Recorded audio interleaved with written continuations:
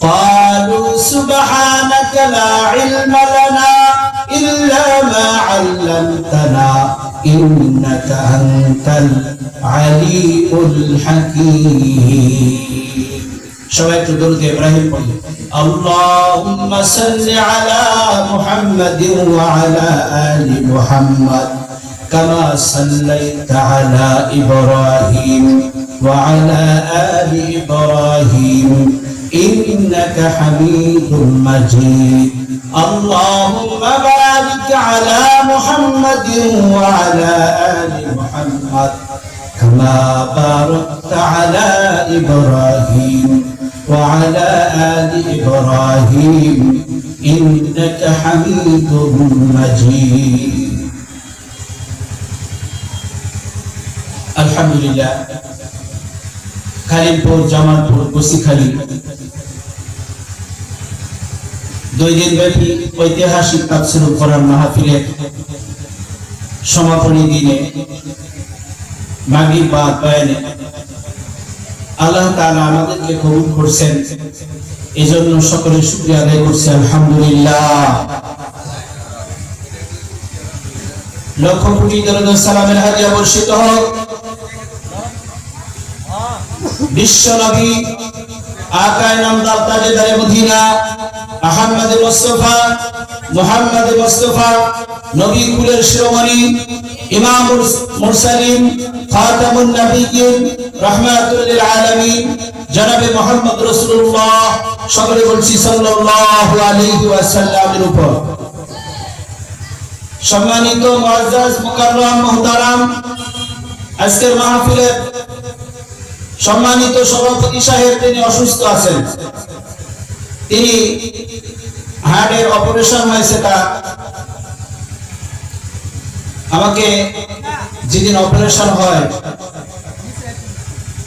যখন তাকে অপারেশন থিয়েটারে ঢুকানো হয়েছে, আমাকে আব্দুল আলিম ভাই রাজশাহী থেকে কল দিয়েছিলেন যে হুজুর ইঞ্জিনিয়ার সাহেবের জন্য দোয়া করবেন, ওনার অপারেশন করতে 6 ঘন্টা সময় লাগবে, খুব বড় একটা অপারেশনের জন্য ওনাকে নিয়ে যাওয়া হয়েছে। ওনার হার্টে রিং পরানো হবে, তাও সেকেন্ড টাইম, মানে একবার এর আগে করানো আছে, দ্বিতীয়বারের জন্য। তো আমরা ওনাকে পেয়ে আরো ধন্য হতাম। আজকে আল্লাহ তাআলা, উনি একজন খুব ভালো মানুষ, এই এলাকার স্বনামধন্য সুখ্যাতি তার আছে, কোনোদিন বদনাম শুনিনি তার। সব দিক থেকে তিনি একজন পারফেক্ট মানুষ। আল্লাহ তাআলা ওনাকে সুস্থতা নসিব করেন, দীর্ঘ হায়াত দান করেন, আমরা সকলে আল্লাহুম্মা আমিন। আজকের মাহফিলের প্রধান অতিথি, বিশেষ অতিথি, সম্মানিত অতিথি, আমন্ত্রিত ওলামায়ে কেরাম, গতকালকে এবং আজকে আমার পূর্বে ফাতেমাতুল জোহরা মহিলা মাদ্রাসার পরিচালক, আমার সমবয়সী, আমার বন্ধু মানুষ, অত্যন্ত কাছের মানুষ, উনি খুব গুরুত্বপূর্ণ বয়ান পেশ করেছেন। আমি এখানে বসে থেকে শুনেছি। আল্লাহ তাআলা ওনাকে নেক হায়াত দান করেন, তার কণ্ঠকে আরো সুন্দর করেন, দেশের জন্য, জাতির জন্য, সারা বিশ্ব জুড়ে কোরআনের কথা মানুষের কাছে পৌঁছার তৌফিক দান করেন, আমরা বলছি আল্লাহুম্মা আমিন। আমার সামনে বসা দিনদার, ইমানদার, নেককার, মুমিন মুসলমান ভাইরা, ছোট ছোট স্নেহের কচিকা সারা যুবক ভাইরা, পর্দার আড়ালে মা বোনেরা, মঞ্চে উপবিষ্ট বিভিন্ন এখানে হাজী সাহেব আছেন, আমাদের স্যার, অত্যন্ত এপাশে একজন স্যার আছেন, এপাশে একজন স্যার আছেন, ওনারা অত্যন্ত এলাকার প্রবীণ এবং এলাকার অধিকাংশ মানুষের শিক্ষক। আল্লাহ তাআলা ওনাদের নেক হায়াত দান করেন। আমি আমার আলোচনার শুরুতে আপনাদের সকলকে মোবারকবাদ জানিয়ে আমার আলোচনার শুরুতে আমি বলতে চাই, আল্লাহ তাআলা কোরআনকে কি জন্য পৃথিবীতে পাঠিয়েছেন, কেন কোরআন নাযিল করেছেন, কোরআন আসার উদ্দেশ্য কি, কোরআনের কাজ কি। কোরআন আমরা কেউ মনে করি কোরআন পড়ে হাফেজ হবে, রমজান আসলে তারাবি পড়াবে, 20,000 টাকা পাবে, ওর কাজ শেষ। কেউ কোরআন শিখবে, মসজিদে খতিবি করবে, কেউ কোরআন শিখে কবিরাজি করবে, কেউ তাবিজ লিখবে, কেউ ঝাড়ফুঁক করবে, কেউ এই কোরআন দিয়ে চিকিৎসা করবে, কেউ বা ভাবে এটা তেলাওয়াত সুন্দর শিখে বড় কারি হবে, বিশ্বের বিভিন্ন জায়গায় সুনাম সুখ্যাতি অর্জন করবে। এক একজন কোরআনকে এক এক উদ্দেশ্যে কোরআনকে লাগাইছেন। আসলে কোরআনের উদ্দেশ্য কি, কোরআন কেন এসেছে, আমরা এই তাফসীর মাহফিল থেকে আজকে এটাই শিক্ষা নেব। কেন আল্লাহ নবীদেরকে পাঠাইলেন, কেন নবীর কাছে কোরআন পাঠাইলেন, কোরআন আসলো কি জন্য, কোরআনের উদ্দেশ্য কি, কোরআনের কাজ কি, আর কোরআন মানলে কি লাভ হবে, কোরআন না মানলে কি হবে, নবীকে মানলে কি লাভ হবে, নবীকে না মানলে কি হবে, কেন কোরআনের ইত্তেবা করতে হবে, আমরা এই প্রসঙ্গ নিয়ে আলোচনা করব ইনশাআল্লাহ।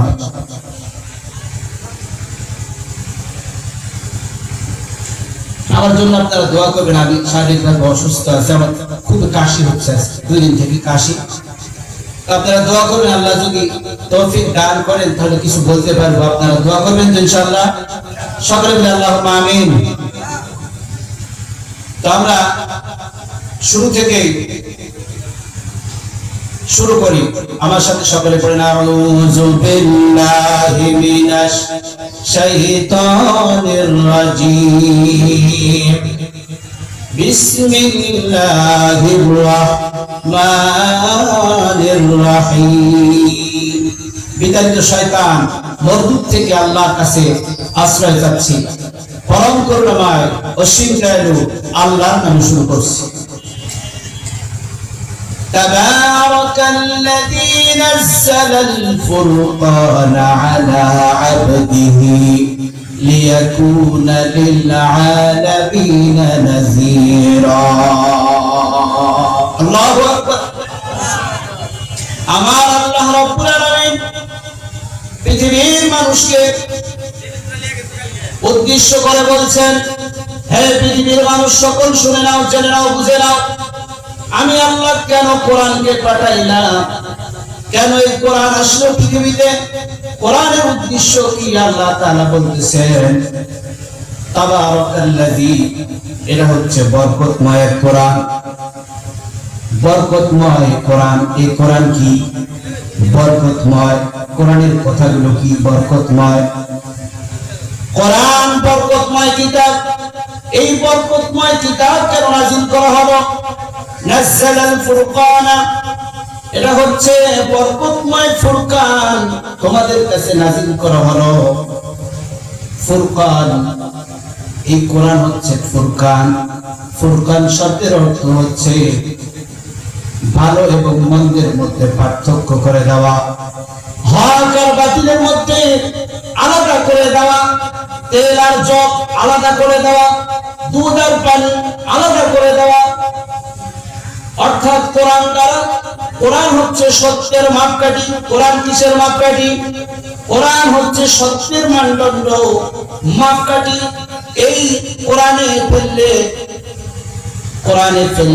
কোরআন এমন একটা যন্ত্র, এখানে ফেললে প্রত্যেকটা জিনিসের, এই পৃথিবীতে যত জীব আছে, যত মানুষ আছে, যত জিন আছে, প্রত্যেকটা জিনিসের ভালো এবং মন্দ পার্থক্য করার হাতিয়ার হইল কোরআন। কোনটা ভালো আর কোনটা মন্দ, কথা বলবো কোনটা ভালো কথা, কোনটা খারাপ কথা, কোনটা সৎপথ, কোনটা অসৎপথ, কোনটা হালালের পথ, কোনটা হারামের পথ, কোনটা জান্নাতের রাস্তা, কোনটা জাহান্নামের রাস্তা। এই কোরআন এসেছে এই জন্য যে ভালো এবং মন্দের পার্থক্য করার জন্য। কোরআন এসেছে কি জন্য? কোরআন এসেছে ভালো এবং মন্দের পার্থক্য করার জন্য। অর্থাৎ কোরআন আপনারা আমার সামনে আসলে ভালো হয়। ছাত্ররা সবাই বসে যাও, এখানে সামনে আসলে মানে দেখে দেখে কথা বলতে, হ্যাঁ ধরলে কথা বলতে ভালো লাগবে।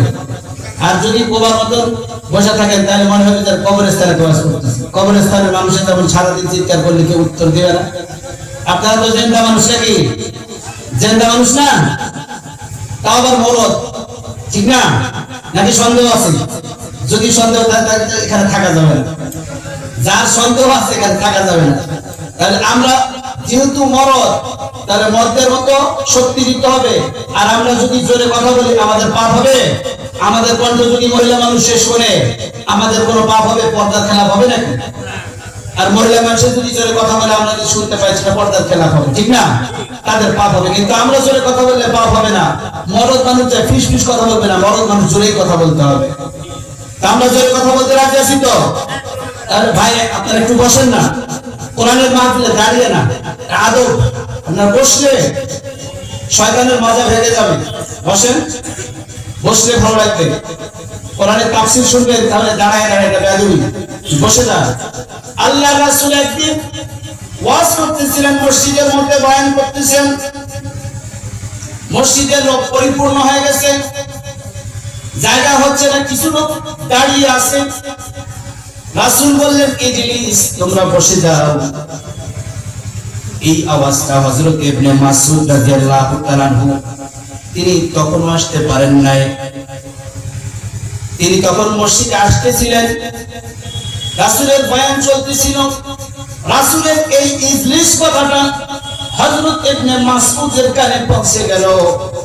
যখন ইবনে মাসউদের কানে পৌঁছে গেল, ইবনে মাসউদ আর মসজিদ পর্যন্ত আসলেন না, যেখানে কানে পৌঁছে আওয়াজ ওখানেই বসে পড়লে, ওখানেই বসে গেছে। ওখান থেকে আলোচনা শেষ পর্যন্ত শুনলেন। এরপরে সবাই যখন বাইরে হয়ে যাচ্ছে, আলোচনা শেষ, বয়ান শেষ, সবাই চলে যাচ্ছে, ইবনে মাসউদ তখন এসে রাসূলের সামনে দাঁড়ায়। ইবনে মাসউদ, তুমি এতক্ষণ কোথায় ছিলে? তুমি কেবল আসতেছো? আলোচনা তো শেষ হয়ে গেল। বলে, ইয়া রাসূলুল্লাহ, আমি জানি আলোচনা শেষ হলো, আমি আলোচনা শুনেছি, কোথায় আমি তো তোমাকে দেখতে পেলাম না। ইয়া রাসূলুল্লাহ, আলোচনা চলাকালীন সময়ে আপনি বলেছিলেন ইজলিস, তোমরা বসে যাও। যখন আপনি কথা বলেছেন, আমি আব্দুল্লাহ ইবনে মাসউদের কানে যখন এই কথা পৌঁছে গেল, আমি আব্দুল্লাহ ইবনে মাসউদের কি সাহস আছে যে বিশ্ব নবীর কথা ওভারটেক করে আর এক কদম আমি হাঁটতে পারি? ইবনে মাসউদ সঙ্গে সঙ্গে সেখানে বসে গেছে। নবীজি বলে, ও মাসউদ, এটা তো আমি তোমাকে বলি নাই। ইবনে মাসউদ বলেন, ইয়া রাসূলুল্লাহ, আমি জানি এই কথা আমাকে বলেন নাই, কিন্তু তথাপি আপনি নবী বলেছেন আর সেই কথা আমার কানে পৌঁছে গেছে। আমি যদি এই কথা ওভারটেক করি তাহলে আমি তো আর আদরওয়ালা হইতে পারি না। অথচ আল্লাহ পাক তো বলেছেন, মা আতাকুমুর রাসূলু ফাখুযু ওয়া মা নাহাকুম আনহু ফান্তাহু। মা আতাকুমুর রাসূলু ফাখুযু ওয়া মা নাহাকুম আনহু ফান্তাহু। রাসূল তো বলেছে, আল্লাহ তো বলেছে যে রাসূল যা তোমাদেরকে নির্দেশ করে, যা করার আদেশ করে তা করো, আর যা থেকে নিষেধ করেন তা থেকে দূরে থাকো। তাহলে আল্লাহ যে কথা বলছেন, আপনার মুখের ওয়ার্ডকে সর্বাবস্থায় আমাদেরকে ফলো করতে হবে। আপনার কথা শোনা, আপনার কথার উপরে সঙ্গে সঙ্গে আমল করাটা ফরজ। সামিআনা ওয়া আতানা, আপনার মুখ থেকে যে কথাই বের হবে শুনবো তো সঙ্গে সঙ্গে মানতে হবে, আমাদের উপরে মানা আছে। দেখছেন সাহাবাজরা কিভাবে মানছে? তো যখন কোরআনের আলোচনা এই যে এখন বসছে, সব ভালো লাগছে। এই জন্য কোরআনের আলোচনা চললে আশপাশে দাঁড়িয়ে থাকবেন না, বসে যাবেন, বসে যাবেন, ভালো লাগবে। তাহলে এই সামিয়ার নিচে বসবেন, এখানে রহমত দৃষ্টিমত নাজিল হচ্ছে, আপনি রহমত প্রাপ্ত হবেন। আর যদি দূরে থাকেন রহমত থেকে বঞ্চিত হবেন। মুরগি যখন ডিম তা দেয় না, যে ডিমটা মুরগি থেকে দূরে থাকে ওই ডিমটা কিন্তু তাপ পায় না, বিধায় ওই ডিম থেকে বাচ্চা হয় না, নষ্ট হয়ে যায়। ওই ডিম থেকে বাচ্চা ওঠে না, জেলেমটা দূরে থাকে। এই জন্য যখন কোরআনের আলোচনা হচ্ছে তখন এর যে সামিয়ানা করা হয়েছে এর ভিতরে বসতে হবে, তাহলে আপনার এই কথা শোনার দ্বারা ফায়দা হবে, কথায় কথা বেড়ে যায়। আমার আব্দুল বাসেত খান নামে একজন বক্তা, নাম শুনছেন নাকি? আমাদের এলাকায় অনেকবার আসছেন। ওনার একটা উদাহরণ এক্সাম্পল আমার মনে আছে। তো উনি বলতেন যে একজন বাচ্চা শিশু থেকে 1 থেকে প্রাইমারিতে পড়ে 5 বছরে সে 5 ক্লাস পাস হয়ে যায়, ক্লাস 5 পাস করে সে 10-এর ঘরে 20-এর ঘর পর্যন্ত নামতা বলতে পারে না। আরেকটা বাচ্চা 10 বছর ধরে ওই স্কুলের মাঠে গরু চড়ায়, স্কুলের মাঠে কি চড়ায়? গরু চড়ায়। ও পড়ে না, স্কুলে ভর্তি হয়নি, ক্লাস করে না, কিন্তু ও প্রতিদিন ওই পড়াগুলো শুনতে পায়। নামতা ঘরে পড়ায়, ও শুনতে পায়। যে বাচ্চাটা 1 থেকে 5 বছর স্কুলে পড়লো, ওই বাচ্চাটা 1 থেকে 20-এর ঘরের নামতা মুখস্থ করে ফেললো। আর যে ছেলেটা আরো 10 বছর আগ থেকে 10 বছর ধরে ওই স্কুলের মাঠে গরু চড়ায়, ও কিন্তু এই পড়া শুনছে, 10 বছর ধরে ওই মাঠে যাওয়া আসা করে। সকালবেলায় যায়, আসর ওখানে থাকে। বলেন তো কে ধরলে ও কয়েক ঘরের নামতা পর্যন্ত বলতে পারবে, সর্বোচ্চ 1, 2, 3, 5 পর্যন্ত বলতে পারবে, হয়তো তারপরে আর পারবে না। কথা বলে ঠিক না? কেন? ও ঘরের ভিতরে গিয়ে শিখেনি, ও বাইরে থেকে শিখেছে। বাইরে থেকে শেখার কারণে ও চোখ দিয়ে দেখেনি, ও কানে যতটা শুনতে পেয়েছে, ভালো মনোযোগ দিয়ে শুনেছে, ততটুকুই পারবে, তার বেশি নয়। আর যদিও বলতে পারে, ওকে লিখতে গেলে লিখতে পারবে না, কারণ ও লেখার জ্ঞান নাই, বাস্তব জ্ঞান নাই তার মধ্যে, শুধু শুনে মুখস্থ করেছে। ঠিক কিনা বলেন? এই জন্য আমরা যারা এখানে এসেছি ওয়াজ শোনার জন্য, অবশ্যই এখানে বসে শুনেন। তাহলে পাশে কি কোথায় অনেকগুলো কথা বলে ফেললেন, মন খারাপ করলেন নাকি আপনারা? এবারে আমরা আলোচনা শুনবো ইনশাআল্লাহ। আল্লাহ পাক বলতেছেন, তাবারাকাল্লাযী নাযালাল ফুরকানা আলা আবদিহি লিয়াকুনা লিল আলামিনা নাযীরা। আল্লাহ পাক বলেন, এই কোরআনকে আমি ফুরকান হিসেবে পাঠাইলাম। এই কোরআন সত্য মিথ্যার পার্থক্য করে দিবে, সত্য মিথ্যার মানদণ্ড করে পাঠাইলাম। এই কোরআন আমার বান্দাদের জন্য ভীতি প্রদর্শনকারী কিতাব হিসেবে পাঠাইলাম। এই কোরআন কি জন্য এসেছেন? ভীতি প্রদর্শনকারী। কোরআনের একটা উদ্দেশ্য নয়, কোরআন আসার অনেকগুলো উদ্দেশ্য আছে। একটা হলো সত্য মিথ্যার পার্থক্য, এটা হচ্ছে স্কেল, এটা হচ্ছে মানদণ্ড, এটা হচ্ছে গাড়ি পাল্লা।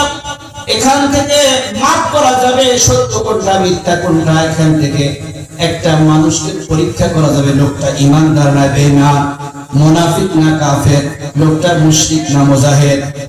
সব কিছুর পরীক্ষা হয়ে যায় কোরআন দিয়ে।